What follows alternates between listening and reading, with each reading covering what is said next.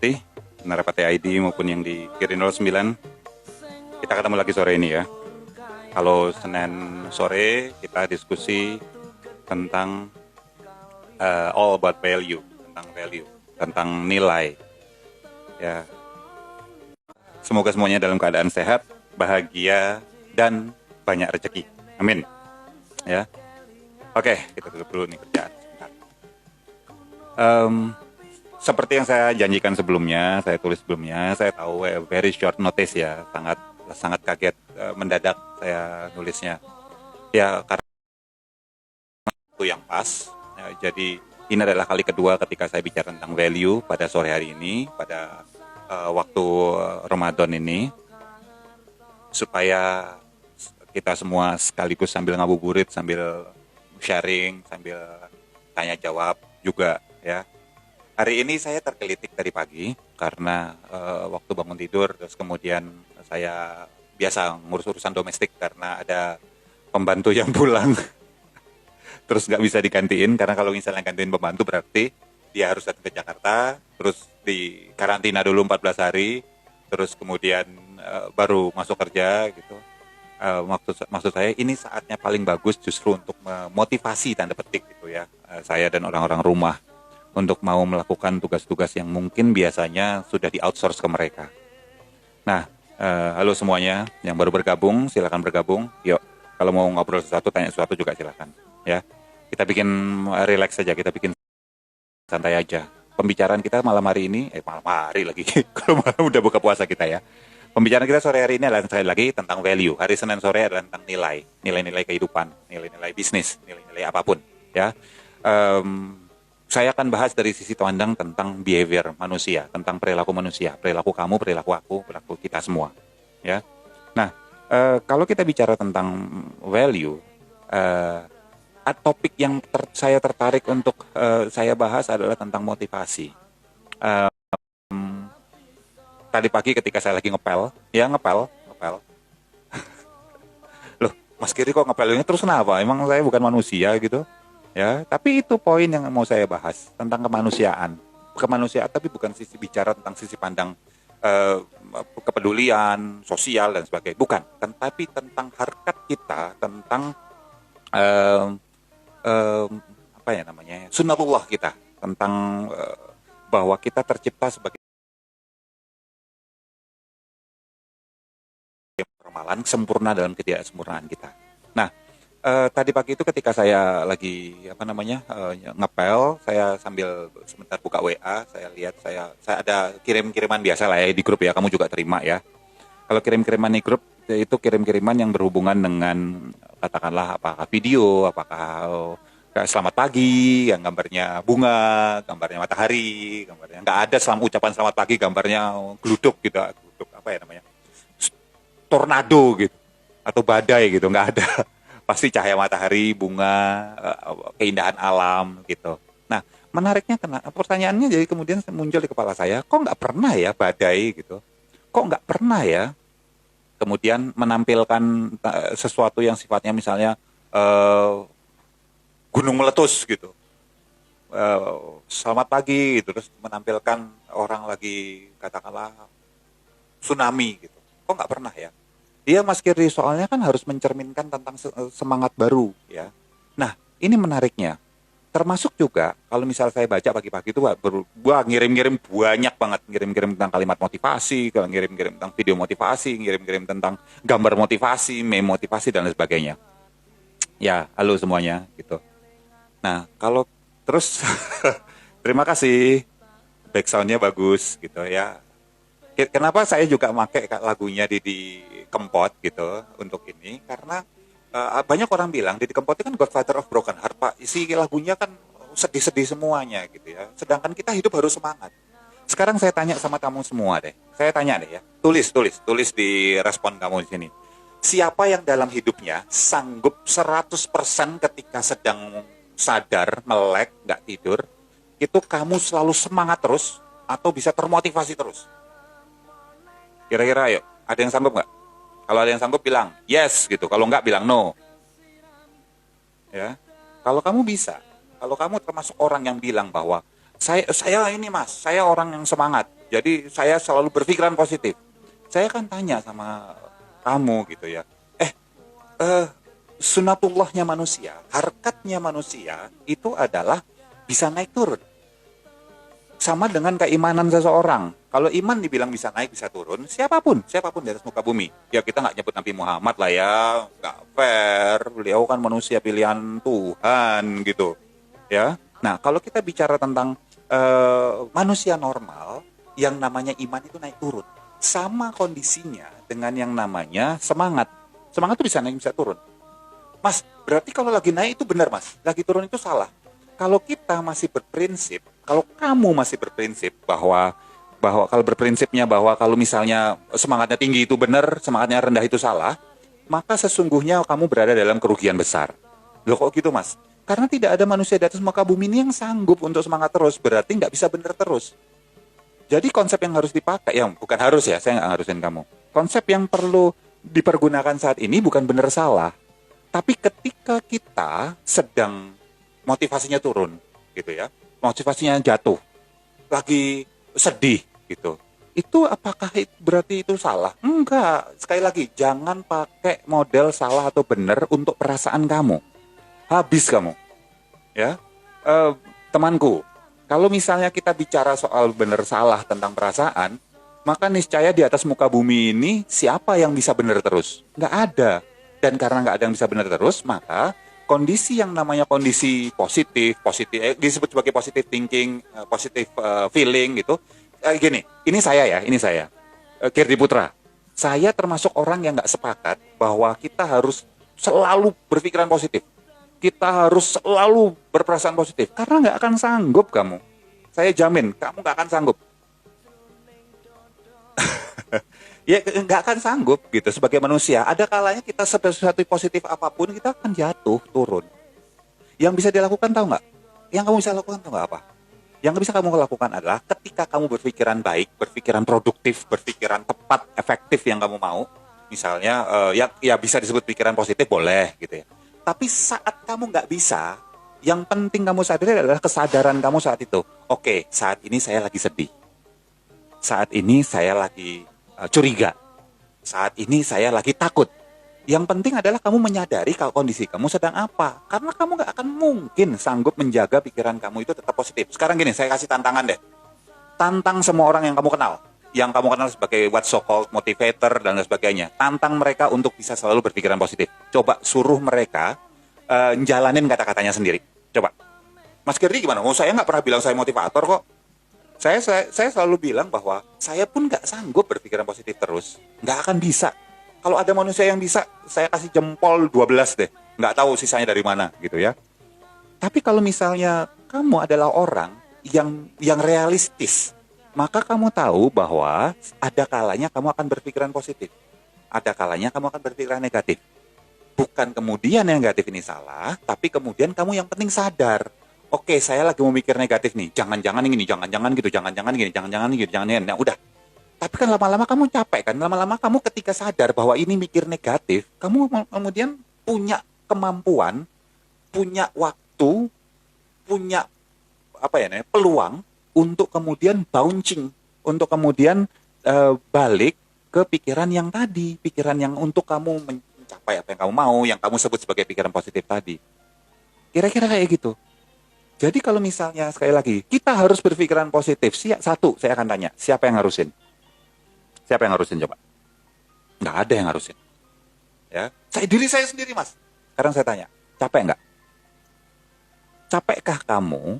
Ya, capekkah, lelahkah kamu untuk bisa memaksa diri kamu sendiri berpikiran positif terus? Nggak natural. That's very tired. Itu capek banget. Tapi kalau kamu bilang, bukan harus berpikiran positif, kamu bilangnya gini, saya memilih untuk berpikiran A, B, C, D. Bahkan nggak usah dilabel positif negatif.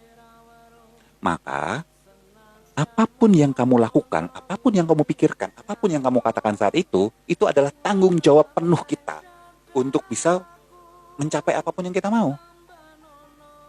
Jadi kita ketika lagi salah, ketika tadi judulnya saya bikin agak provokatif gitu ya, bilang bahwa Oke, udah ada orang yang udah pernah datang training motivasi ini, motivasi dari yang gratis sampai berbayar gitu ya. Kita harus berpikiran positif. Mas, ini udah mikir positif terus nggak kaya-kaya, nggak suge-suge kaya ngene opo toh Mas gitu ya. Saya udah kayak gini kenapa nggak kaya-kaya juga sih? Hidup saya nggak berubah-ubah juga sih? Nggak bahagia-bahagia juga sih? Nggak harmonis-harmonis juga sih? Yang salah apa? Nggak ada yang salah. Yang salah adalah ketika kamu merasa harus, maka kamu menjalankannya tidak ikhlas. Mama saya ikhlas? Iya, kayaknya. Tapi bawah sadar kamu kayak disuruh setiap hari. Sekarang nggak usah susah deh. Katakanlah kamu punya saudara kembar gitu. Terus saudara kembar kamu bilang, kamu harus gini, kamu harus gitu, harus gini. Kamu merasa bahwa iya harus jalanin soalnya dia kan saudara saya. Tapi capek juga kan bos, lama-lama. Iya nggak? Ketika kamu bilang bahwa saya memilih untuk berpikiran positif, saya memilih untuk mengatakan kata-kata yang baik, saya memilih untuk kalau saya nanti rugi, saya memilih untuk bangkit lagi. Semuanya menjadi tanggung jawab kita pribadi dan kita jadi nggak nyalain siapapun. Karena ada orang di luar sana ya, ada orang di luar sana tuh yang misalnya gila lu udah kayak gini, ini gara-gara pak ini nih, gara-gara ibu ini nih, terus nunjuk tangan ke motivatornya, oh come on man, ya pantesan aja nggak sukses gitu loh. Untuk kegagalan-kegagalan yang kita alami, kita masih nunjuk ke orang lain. Padahal itu kan pilihan kita, mau ngikutin kata-kata orang itu apa enggak. Mas, berarti para motivator-motivator yang mengharuskan positive thinking itu mereka salah dong. Nah. Mulai. Kalau kita masih mau ngurusin orang lain, kalau mereka terserah mau ngomong apa. Masing-masing orang punya caranya sendiri. Kebetulan, Girdi punya caranya seperti ini. Girdi nggak mau pakai positif negatif. Ya, karena saya meyakini bahwa sebetulnya manusia nggak bisa lepas dari semua itu. Ini adalah siklus. Ini adalah sebuah satu kesatuan gitu loh. Ya, yes, Mbak Parwa Tioka, it's about choice, betul sekali. Ya, tentang pilihan. Kalau tentang pilihan berarti kita benar-benar bertanggung jawab 100% tanpa menyalahkan pihak lain siapapun. Dan apakah kita sakit, apakah kita bahagia, kita yang kemudian bertanggung jawab tersebut. Nah, kalau bertanggung jawab, Pak, tapi tanggung jawab berat, makanya nggak banyak orang di luar sana yang bahagia, yang harmonis, yang kaya, yang seperti itu. Sedikit. Karena tidak banyak dari mereka untuk siap menerima baik lagi di atas maupun di bawah. Maunya apa? Lebih baik terlena dengan berbagai macam suplemen-suplemen dari luar sana yang sifatnya harus pikiran positif, ini positif, itu positif, segala macam positif. Ya, well, kalau misalnya kita bicara selalu melihat segala sesuatu dari luar triggernya, dipicunya, maka kita nggak akan pernah bertanggung jawab dengan diri kita sendiri. 1, 2, emosi negatif. Sekarang saya tanya sama kamu semua deh. Sebutin, tulis nih ya, di kolom respon ya, kolom komen, tulis. Yang menurut kamu emosi negatif apa sih? Kasih tahu saya, tulis. Emosi negatif apa? Sedih? Takut? Bingung? Marah? Apa? Emosi negatif. What is negative emotion? Ayo, ada yang marah-marah. Oke, boleh. Oke. Apalagi? Kecewa. Oh, Mbak Erlian. Oke, prasangka buruk. Stres, kesel pakai Z ya. Ya, ayo. Yang menurut kamu emosi negatif apa? Oke. Terusin. Ya. Nah, pertanyaan saya sederhana gitu. Kalau kita bicara emosi marah, takut, kecewa, sekarang saya tanya sama kamu, ada nggak kira-kira orang di luar sana nih, misalnya ya, dia marah karena dia dilahirkan dalam keluarga yang katakanlah kurang berkecukupan, atau bahasa directnya miskin, kere, ya, apapun gitu. Kemudian dia marah nggak terima karena keluarganya selalu dihina-hina misalnya sama saudara-saudaranya, dipandang sebelah mata misalnya, dianggap sepele sama teman-temannya. Dia marah nyimpen kemarahan ini dan kemudian dia bilang sama dirinya dia sendiri bahwa suatu hari gue akan bawa keluarga gue keluar dari sini. Saya akan naik hajiin bapak ibu saya akan merombak rumah saya akan punya rumah sekeluarga sendiri segala macam. Sehingga dalam prosesnya anak ini kemudian belajar tekun, berprestasi, baik akademis maupun non-akademis, kemudian dapat beasiswa, kemudian lulus S1, S2, S3 bahkan bukan di Indonesia, dan kemudian berhasil membawa, kerja tentu saja di tempat yang bonafit, ya, yang keren, berhasil membawa kehidupan keluarganya keluar dari kemiskinan. Sekarang saya tanya, tanpa emosi, tanda petik yang disebut negatif tadi, dia nggak akan pernah keluar itu dari situ. Atau yang lain, ada orang sedih banget karena dia kehilangan misalnya ibunya gitu. By the way, ini kisah nyata ya. Ada seorang sahabat saya kayak gitu. Jadi ibunya meninggal karena keluarganya nggak sanggup membiayai pengobatan ibunya, waktu itu jantung kalau nggak salah, dan tidak bisa di Indonesia. Paling deket tuh di Singapura, di Malaysia gitu. Nah, yang terjadi apa? Yang terjadi kemudian lagi ngumpulin duit, ibunya yang harusnya waktu operasinya segera, jadi nggak bisa segera, akhirnya meninggal. Itu momen yang sangat menyedihkan buat seluruh anggota keluarga itu. Karena kenapa? Bayangin aja bahwa kita harus kehilangan orang yang kita cintai karena nggak punya duit. Mas, itu gunanya asuransi. Oh iya, malah jualan asuransi sekarang. Saya nggak bilang asuransi benar salah, tapi tapi benar-benar asuransi. Makanya ikut BPJS gitu ya, kalau buat yang nggak bisa gitu. Nah, kemudian dia, teman sahabat saya ini bilang bahwa nggak ada lagi cerita. Ini sambil nangis-nangis loh ceritanya ya, nggak sambil santai. Nggak ada lagi ceritanya. Saya harus kehilangan orang yang saya sayang hanya karena nggak punya duit. Akhirnya dia itu hidupnya dia tadinya dia biasa aja, kalau kerja ya udah kerja, berangkat masuk kerja jam 8, pulang jam 5. Per saat itu dia kayak terinspirasi, dia nggak mau lagi cuman terima gitu-gitu aja. Yang dia lakukan adalah etos kerjanya berubah total. Tadinya kadang-kadang telat, segala ini nggak pernah bahkan datang tepat waktu. Terus kemudian dia jadi helpful, dia di kantor jadi orang yang paling dikenal, mau ngebantuin, dapat training ke luar negeri segala macam, jabatannya naik dan segala macam. Nah sekarang ya kira-kira beberapa tahun yang lalu ya, dia bisa, bapaknya sakit jantung juga, tapi sekarang dia bisa kirim kalau nggak salah ke Pineng waktu itu. Dia punya duit. Sekarang pertanyaan saya, kalau dia tidak pernah sedih sesedih itu, akankah dia mengalami sebuah respon pencerahan celing untuk bisa ngerubah hidupnya dia? Jadi pertanyaan saya, temanku, ya, teman-teman semuanya, pertanyaan saya simpel. Apa emosi negatif? Sedih? Enggak tuh. Ya. Marah. Teman kita yang tadi marah. Jadinya akhirnya kehidupan keluarganya jadi lebih baik. Jadi apa? Pertanyaan saya, yang negatif itu emosinya, oke, satu ya, emosinya atau hasil dari emosinya. Oke. Kasus yang pertama ya, ketika dia marah banget bahwa dia dicaci maki, dicela segala macam, keluarganya direndahkan, dihina, dia bisa memilih untuk kemudian berprestasi sehingga membawa keluarganya keluar dari zona kemiskinan, atau ya, dia bisa memilih untuk mabuk-mabukan, jadi preman, malak, mukulin orang yang menghina keluarga mereka gitu ya, ditusuk cep gitu ya, masuk penjara gitu, kemudian balik ditakutin, orang nggak berani ngomong tapi ngomongnya di belakang. Jadi yang mana? Yang negatif tuh emosinya atau hasil dari emosinya? Iya, pilihan dari hasil emosinya. Balik tuh pilihan kan, positif negatif jadinya. Yang kedua, sahabat saya ini sedih karena nggak bisa menyelamatkan ibunya, sakit, udah keburu dipanggil oleh Sang Maha Pencipta, ya. Dia sedih banget karena dia sedih, kemudian hidupnya dia ubah. Kalau dia nggak pernah sesedih itu, mungkin hidupnya nggak pernah berubah, gitu loh.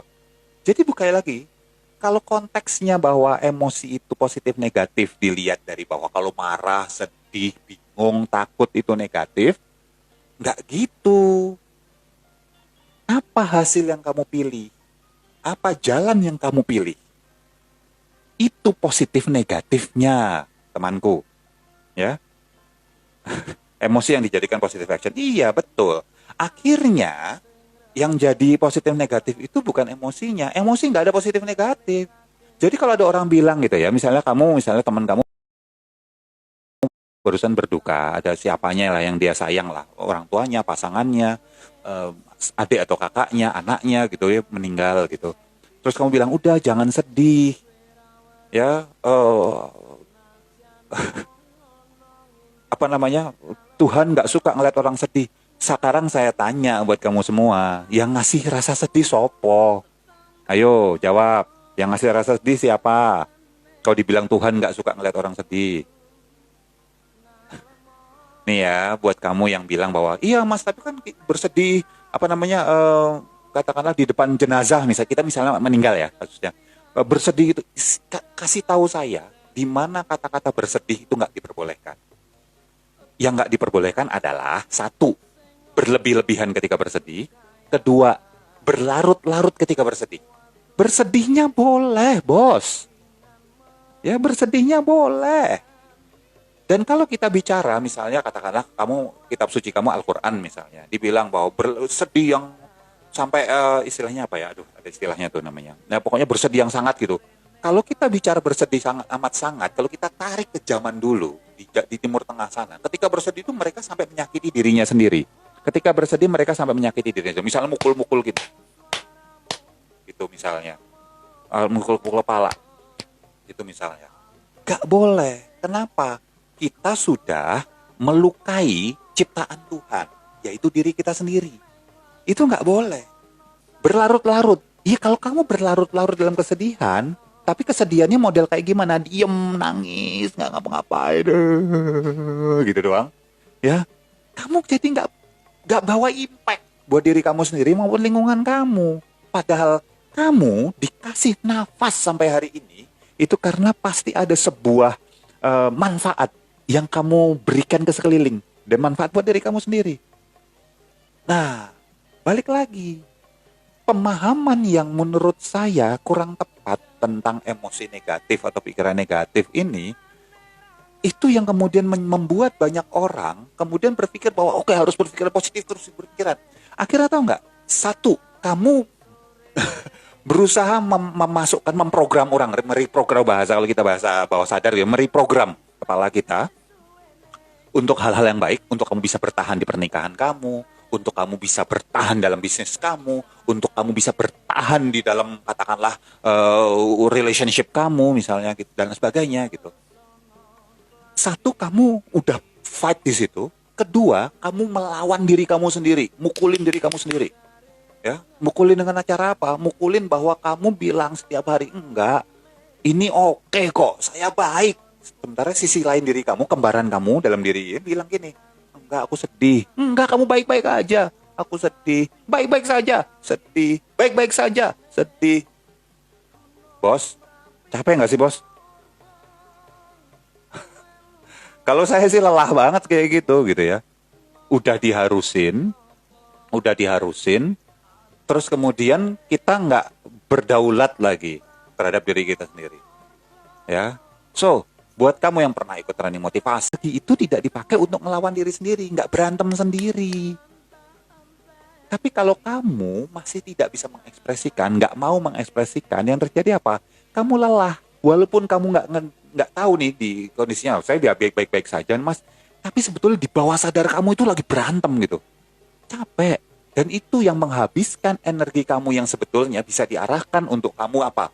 Lebih kaya dari sekarang, lebih bahagia dari sekarang, lebih harmonis dari sekarang, lebih punya banyak teman dari sekarang, lebih banyak peluang dari sekarang, karena kamu bisa ngelihat. Karena kamu tidak menghabiskan energi kamu untuk hal-hal yang sifatnya berantem sendiri di dalam. Gitu loh. Ya. Ya, jadi blank, betul Mbak Mbak Parwati, ya.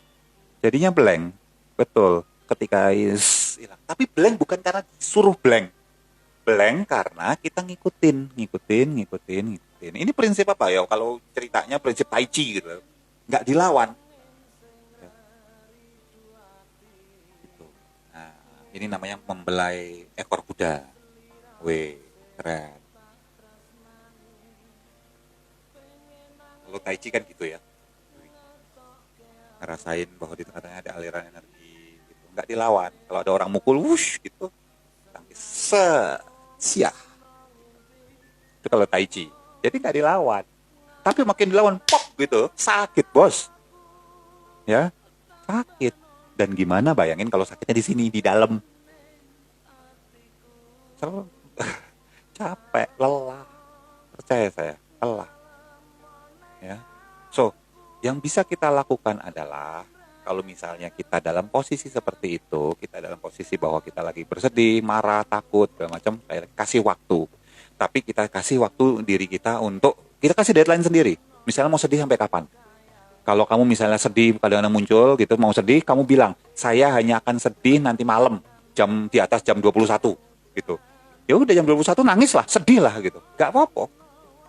Tapi akhirnya yang terjadi adalah manajemen bawah sadar kamu yang terjadi adalah tertata. Siang waktunya produktif, malam waktunya sedih.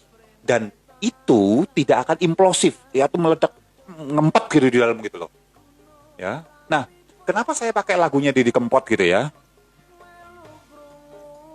Kenapa saya istilahnya suka lagu Didi Kempot gitu? Karena itu caranya Didi Kempot, saya yakin lah dalam hidupnya dia mungkin mengalami banyak hal segala macam. Dan ini cara dia cope gitu loh, cara dia merepresentasikan, memunculkan, mengkreasikan sakitnya dia dalam bentuk ekspresinya kayak gini. Keren. Gila.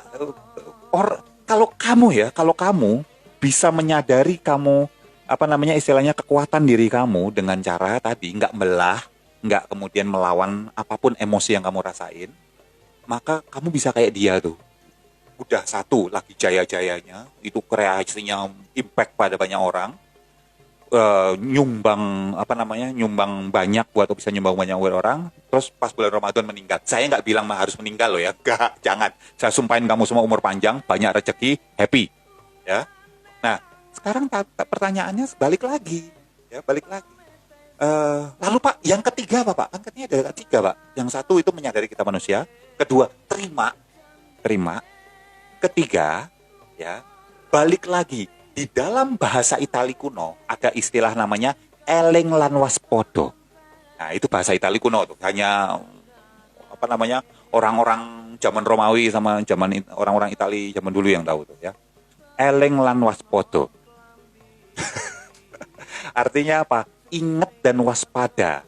Ketika kamu menyadari, waspada itu awareness ya. Bahasa kerennya, bahasa sekarangnya namanya awareness, kesadaran. Jadi ketika kamu menyadari, waspada bahwa kamu manusia normal, manusia biasa, yang bisa sedih, bisa marah, bisa takut, bisa semangat, bisa putus asa.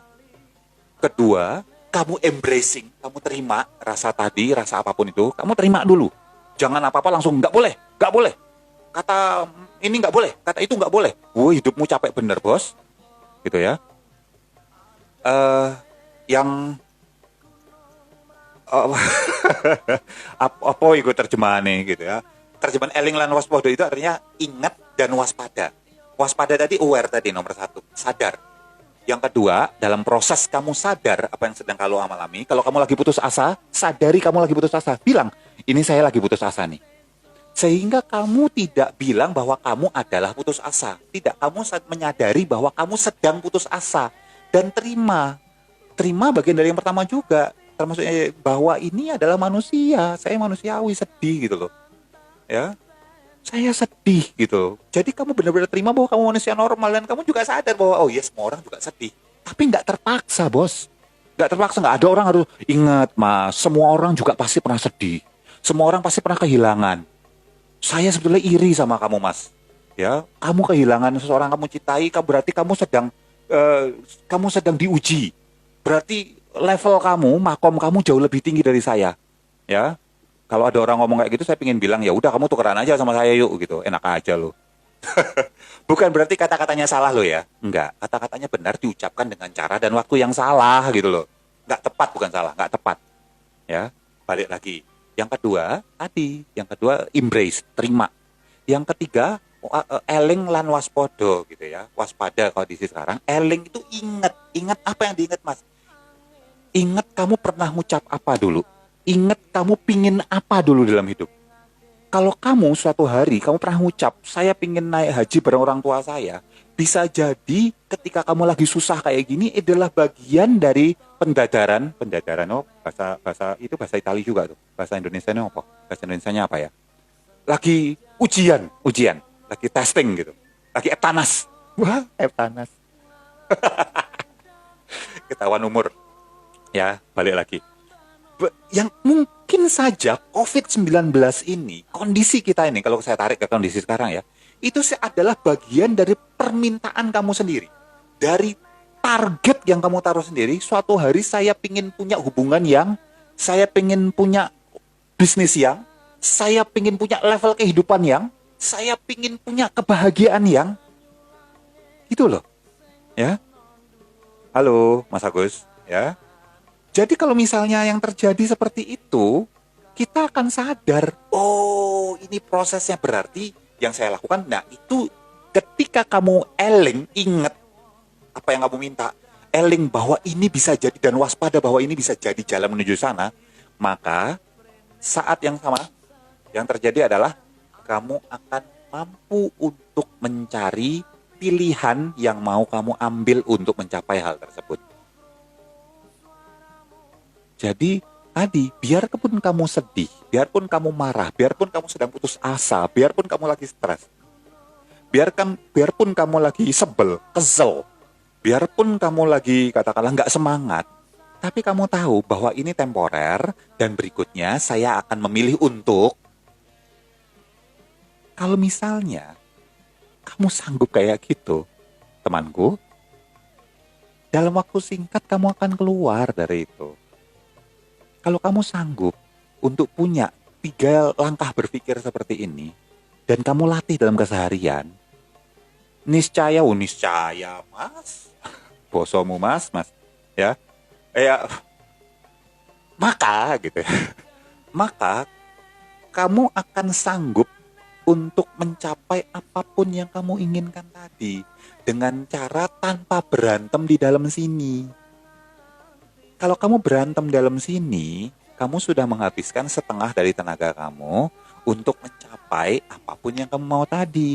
Wajar kalau kamu misalnya harusnya kamu bisa sukses itu dalam waktu misalnya katakanlah berapa lama? Misalnya dalam waktu 5 tahun. Maka kamu akan mencapai sukses juga, tapi 10 tahun. Ya.